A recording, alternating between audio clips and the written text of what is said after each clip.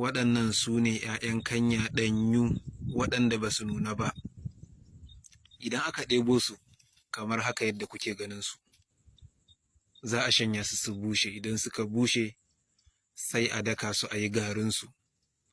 Bayan an yi garinsu, ɗan uwa idan kana fama da basir mai zazzago dubura, ka ɗebi garin wannan ‘ya'yan kanyar cokali ɗaya ka sanya a koko ko kunu ko nono ka sha. Ka yi yau, ka yi gobe, ka yi jibi.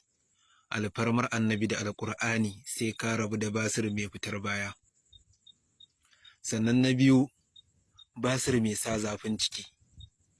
Ana ɗibar garin ‘ya'yan kanyan nan a sha a koko ko kunu ko nono, shi kuma rabin cokali na tsawon kwana 3. Alfarmar Annabi da Alƙur'ani, in dai basir ne mai sa zafin ciki, za a rabu da shi.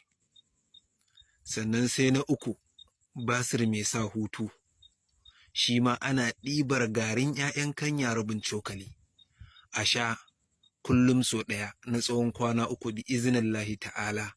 In dai basir ne mai sanya ka hutu, da ka zauna ka ji cikinka na ƙugi sai ka sace, to insha Allah in dai kai aiki da wannan maganin za a rabu da wannan basir ɗin.